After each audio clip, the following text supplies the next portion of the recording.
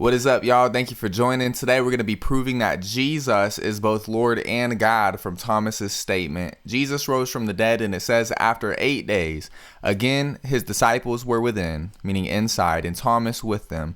Then came Jesus, the doors being shut, and stood in the midst of them and said, "Peace be unto you." So that's miraculous. Jesus transporting from the outside to the inside, even though the doors were locked. And look what it says. Then saith he to Thomas, "Reach hither thy finger," meaning reach here, and behold my hands, and reach hither thy hand, meaning reach here your hand, and thrust it into my side, and be not faithless, but believing. And so Jesus is telling Thomas to understand that he's risen from the dead and to believe it. And there's proof for it, right? There's the holes in Jesus's hands, and there is the spear mark in his side.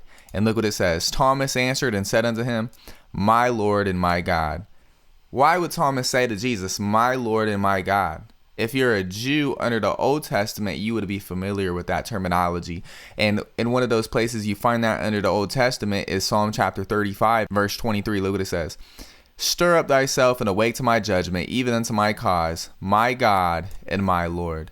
Under the Old Testament, the Jews were familiar and accustomed to calling the Creator both Lord and God. And they would say, "My God and my Lord."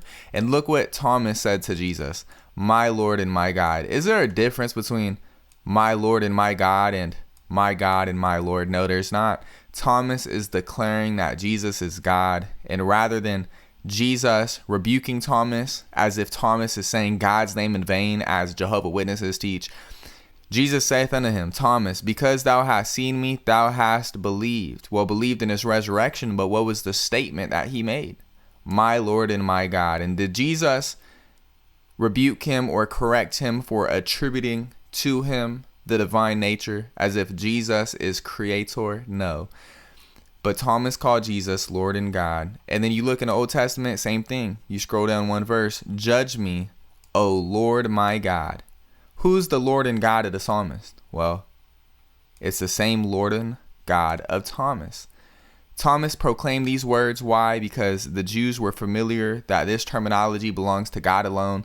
And Jesus, being God in the flesh, rightly so wears this as his title, both Lord and God. And so Jesus is both Lord and God, and we have proven it from the statement made by Thomas. There's other proof that we can show, but did Thomas use the Lord's name in vain? No, he didn't.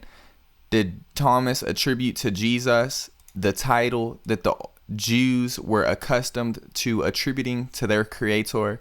Yes, he did. He called him both my Lord and my God, and they were familiar with that language because the Old Testament talks about my God and my Lord, and "O Lord my God."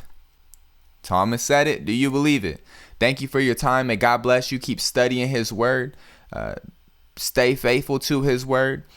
Jesus said whoever believes and is baptized will be saved. And the churches of Christ existed in the first century, Romans chapter 16, verse 16, and they still exist today. And I'd love to get together and talk with you. God bless you. Thank you for your time. It's a dangerous world, as always said, so stay safe.